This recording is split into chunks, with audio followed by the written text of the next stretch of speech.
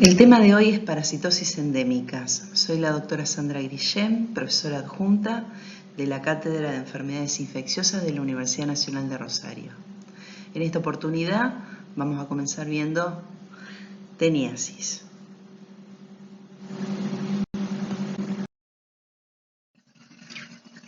Bueno, la primera parasitosis de la cual vamos a hablar son las teniasis. En particular vamos a hablar de la tenia solium y de la tenia saginata. Con respecto a la tenia saginata, podemos decir que el huésped definitivo es el hombre y el huésped intermediario el ganado vacuno. ¿Cómo llega a ser huésped definitivo el hombre? O sea, la fuente infectante sería el consumo de carne cruda, carne que está infectada por las larvas de la tenia saginata. Obviamente el mecanismo de transmisión, si uno lo tiene que definir, es carnivorismo. Y el estado infectante sería el Cysticercus celluloseae. También con respecto a la tenia saginata, es un parásito que aproximadamente mide 5 metros, pero puede llegar a alcanzar hasta 25 metros o más, en el cual, en este parásito, podemos distinguir tres zonas bien diferenciadas. Una sería el escólex, el cuello y el cuerpo o estróbila, que están constituidas por anillos o proglótides. Los huevos son iguales a las de otras especies de tenia. No tienen características que los vayan a diferenciar. Llegan al suelo con la materia fecal humana. Estos a su vez son ingeridos con el pasto o con el agua por el ganado vacuno, en cuyo intestino eclosionan y se liberan las oncósferas. Estas van a penetrar la pared intestinal y caen al torrente circulatorio y alcanzan los músculos estriados y el miocardio, donde evolucionan y forman la larva vesicular denominada Cysticercus bovis. En general esta es una vesícula ovoide muy pequeña de 5 a 8 milímetros que contiene un escoles invaginado en su interior. Este Cysticercus es ingerido por el hombre cuando ingiere la carne, esa carne cruda o mal cocida, y libera a los tejidos circundantes por acción digestiva.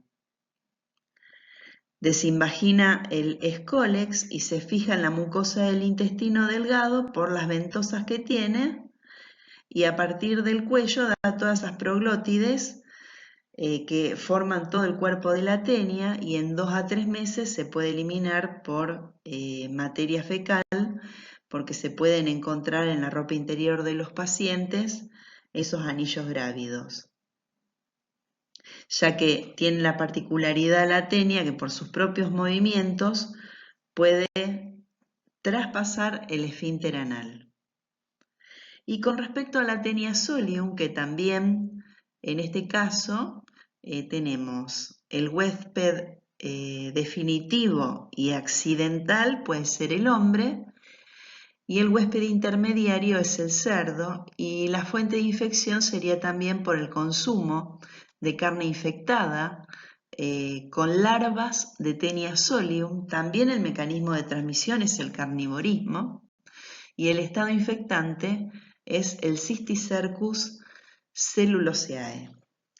Y con respecto a esta tenemos que decir que es también un cestodo que tiene una longitud de 2 a 7 metros y que se aloja en el intestino delgado, que en el parásito adulto también podemos diferenciar tres zonas como ser el escólex, el cuello y el cuerpo o estróbila, y que está constituido por unos 800 anillos o proglótides. Las últimas proglótides son las proglótides grávidas, portadoras de un gran número de huevos, que son las que son eliminadas del intestino con la materia fecal.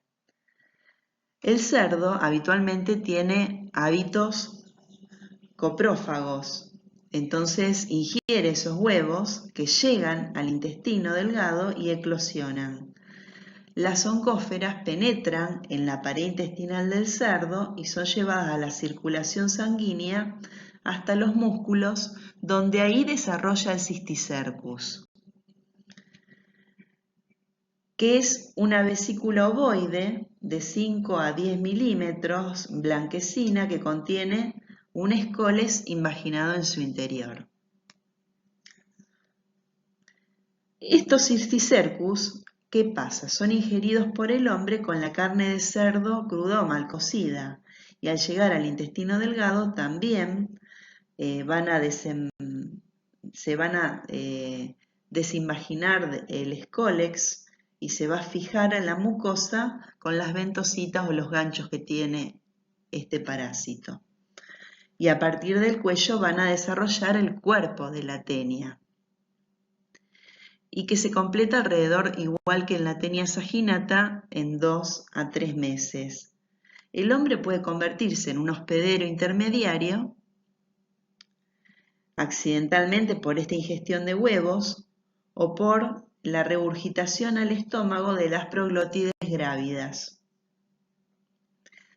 de la tenia que parasita su intestino, y ahí puede desarrollar en la regurgitación la cisticercosis humana, que eso lo vamos a ver luego de terminar con las tenias.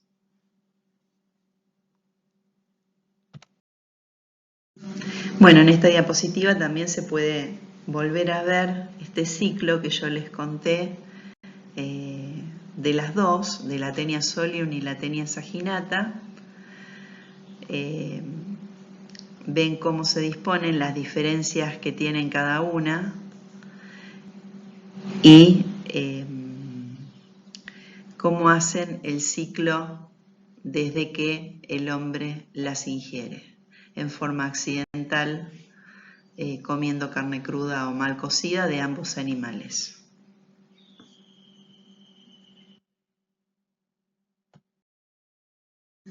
Con respecto a las manifestaciones clínicas de estas patologías, por lo general tenemos que pensar que la sintomatología es nula. Podemos encontrarnos con síntomas como meteorismo, como plenitud intestinal, o dolor abdominal, o náuseas, diarrea, nerviosismo, angustia, prurito anal. Puede ser que nos encontremos con un paciente que tenga pérdida de peso o tenga anorexia, o en algunos casos también raramente una sensación de hambre excesiva. Si uno tiene que ver en los signos de esta patología, la eliminación de las proglótides, las cuales no, puede ser motivo de consulta porque el paciente va a venir con las proglótides en un frasquito que se las encontró en su ropa interior o en la ropa de cama. Signos urticarianos por la hipersensibilidad del parásito, y las complicaciones obstructivas, si bien podrían darse, no son tan frecuentes. El caso de una complicación en un paciente que tenga una apéndice y desarrollar una apendicitis aguda, o el caso de una obstrucción, pero en general, obstrucción intestinal, pero en general son poco frecuentes. Lo característico es que no tenga síntomas y que venga porque se encontró con esas proglótides en la ropa de cama o en su ropa interior.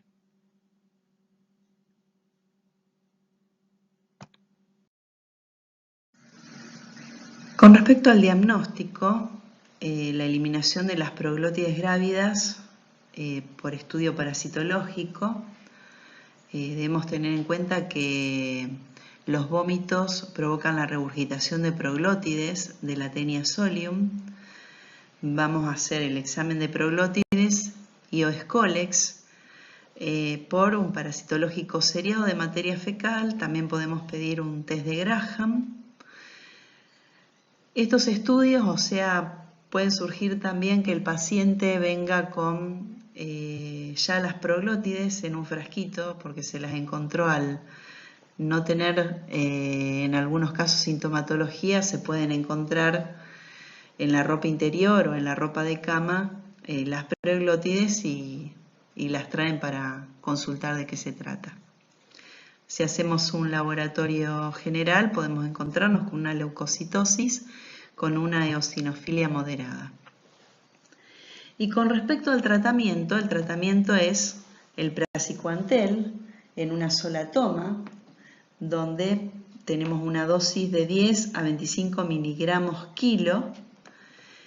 Y otra cosa interesante, tenemos que al paciente, cuando le administramos el antiparasitario, sospechando en el caso de que estuviésemos pensando en una Taenia solium o que el diagnóstico fuera una Taenia solium, mejor dicho, darle metoclopramida para evitar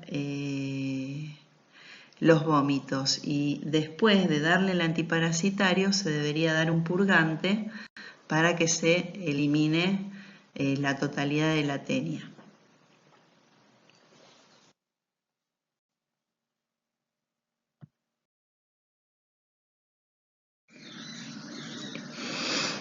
Bueno, y ahora sí vamos a hablar de la cisticercosis, que es la enfermedad provocada por el Cysticercus celluloseae de la larva de Taenia solium. Que se puede alojar en distintos parénquimas y sobre todo origina en el hombre como hospedero intermediario accidental una diversidad de signos y síntomas en relación al número y localización en los tejidos. La tasa de infección en América Latina es del 7%. En los tejidos, esa oncósfera o embrión hexacanto se transforma en una vesícula y en 2 a 3 meses en un cisticercus, que es rodeado por una fina capa de colágeno que lo va a separar del tejido hospedero.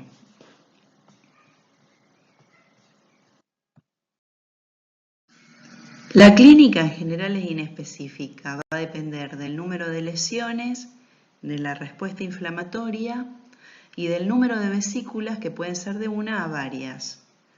Y la respuesta inflamatoria tenemos que tener en cuenta que es mayor cuando los quistes mueren espontáneamente o por tratamiento.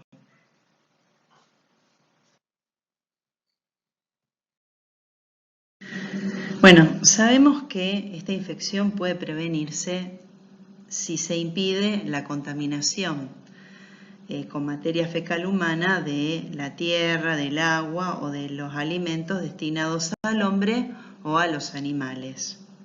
Entonces ahí se interviene en el ciclo. Con frecuencia estos cisticercus tienen, predilección por distintos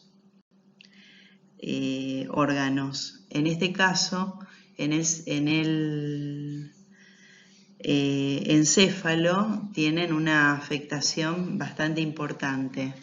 Pueden afectar también parénquima, cavidades ventriculares, dar una meningoencefalitis o también afectar la médula espinal. Esto sería la neurocisticercosis. Me puede dar clínicas como cuadros epilépticos, cefalea, signos de hipertensión endocraniana, bloqueos en la circulación del líquido cefalorraquídeo, encefalitis, un síndrome cerebeloso o afectación de los pares craneales.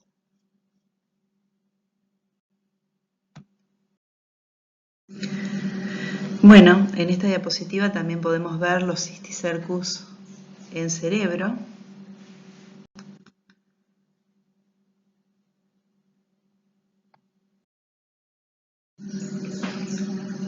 Acá también en otro corte, también como se ven los Cysticercus. Lo que hay que decir también de esta patología que es muy importante también evitar la regurgitación de los anillos grávidos al estómago duodeno.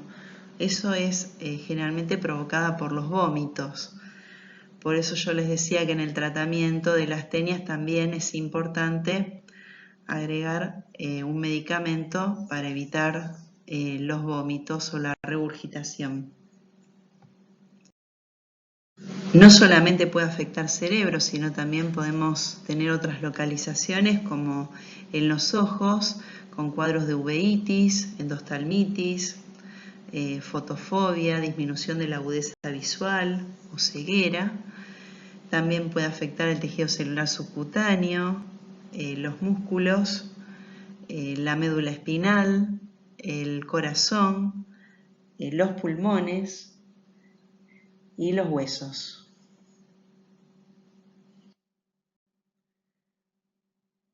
Y otros parénquimas.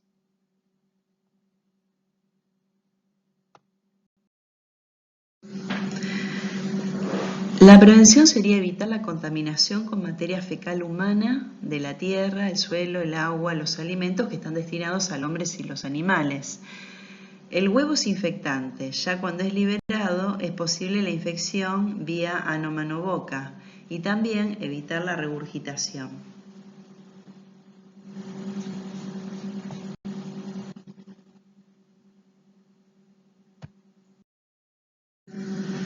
Bueno, y el diagnóstico, por supuesto, como toda patología infecciosa, primero epidemiológico y después clínico. O sea, clínico, la localización fuera del sistema nervioso central suele ser asintomática.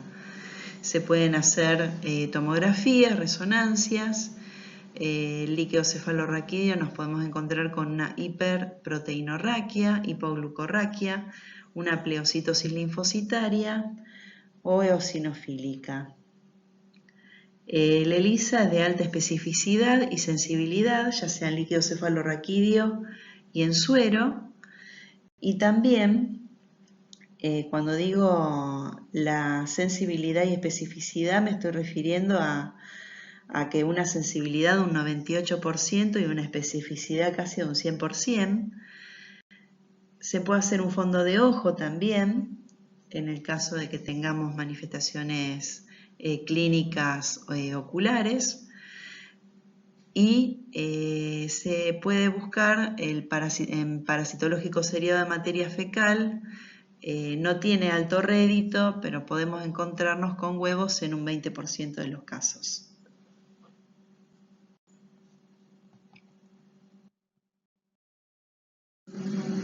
Y el tratamiento sería con albendazol, 15 miligramos kilo día, durante 8 días, o se puede usar el praziquantel, 50 miligramos kilo día en 3 tomas, entre 15 a 30 días. Y siempre obviamente hay que asociar, si estamos frente a fenómenos inflamatorios del sistema nervioso central, es conveniente usar corticoides.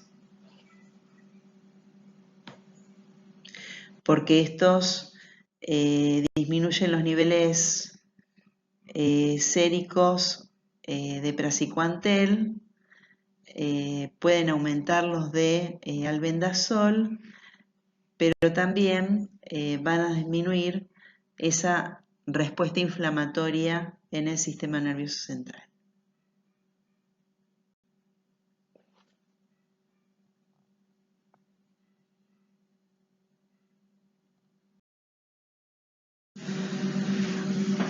Bueno, y ahora vamos a hablar de la toxocariasis, otra patología endémica producida por la larva migrans visceral, donde los hospedadores principales sería la Toxocara canis, el perro, estaría involucrado el perro, y la Toxocara catis, el gato. Y esto se daría por la ingestión de huevos larvados procedente de las deyecciones que transmiten estos animales a través del suelo.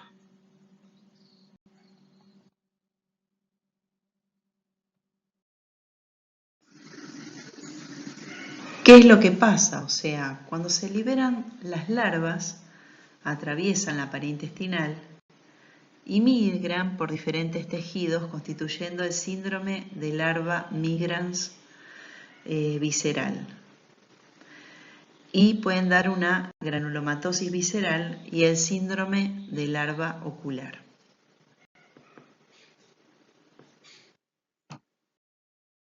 ¿Cómo sería el proceso de contagio de la Toxocara canis?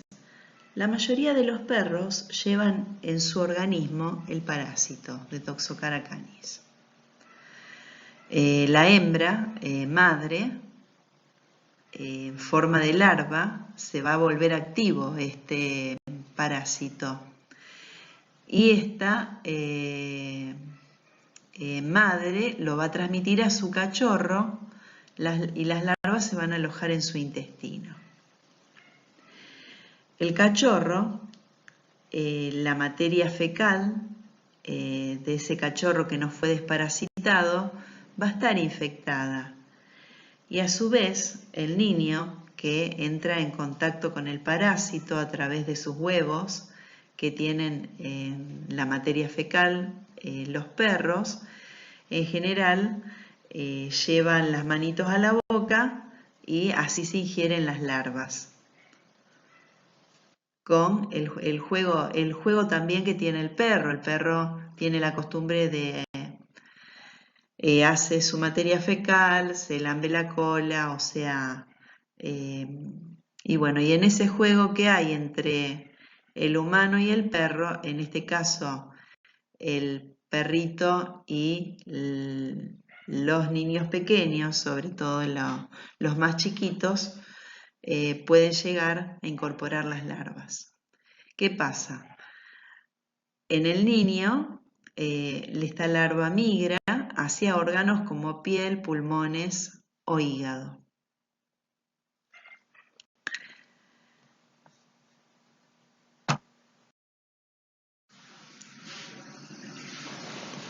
En general es asintomática la clínica, con o sin eosinofilia aumentada.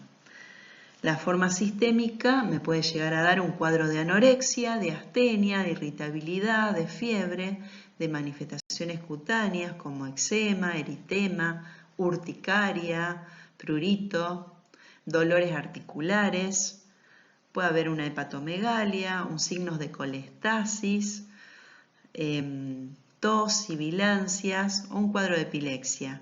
Pero lo más grave en esta situación, y por eso le presentamos esta patología para que la tengan en cuenta, es que en los niños me puede dar una coriorretinitis unilateral con una disminución de la agudeza visual de un 93%.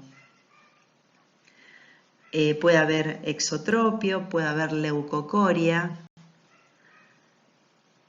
Solo el 7% que compromete este órgano queda con visión aceptable. O sea que el porcentaje es bajísimo. Y acá el diagnóstico diferencial lo vamos a hacer con retinoblastoma, donde la imagen fundoscópica es igual.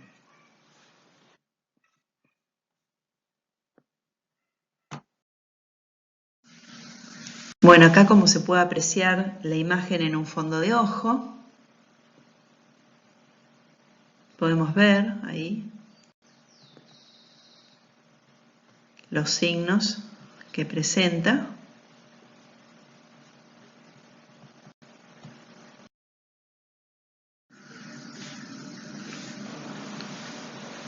No se puede encontrar con este cuadro en un niño y bueno, y en el fondo de ojo también podemos tener signos de coriorretinitis. Esta es otra imagen también con el fondo de ojo.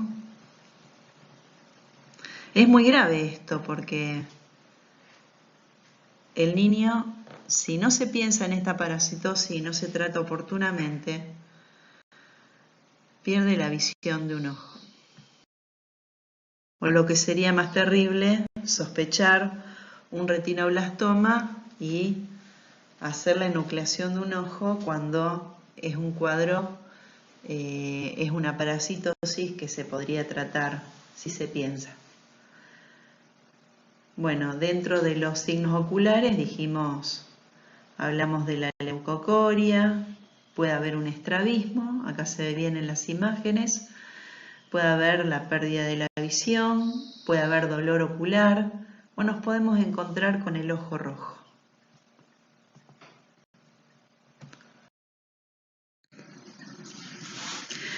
Bueno, y en el diagnóstico tenemos que tener en cuenta la geofagia, el contacto con los cachorros que no están parasitados, la leucocitosis con una eosinofilia intensa, eso es característico también. Podemos hacer serología, vamos a hacer técnica de ELISA, que tiene una sensibilidad de un 70 a un 91.3% y una especificidad de un 76.9% a un 100%. Puede haber falsos positivos por presencia de helmintos en heces y se puede solicitar parasitológico seriado de materia fecal.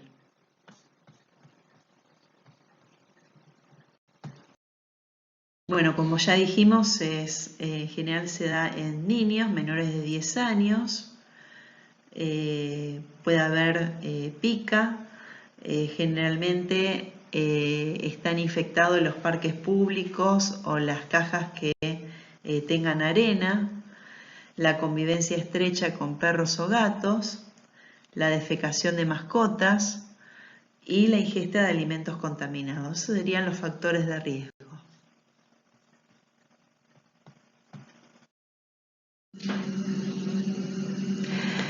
Bueno, el tratamiento es albendazol 15 miligramos kilo día durante 7 días y se puede asociar a corticosteroides y obviamente siempre que usemos albendazol o otro imidazólico hay que hacer control de enzimas hepáticas. Muchas gracias.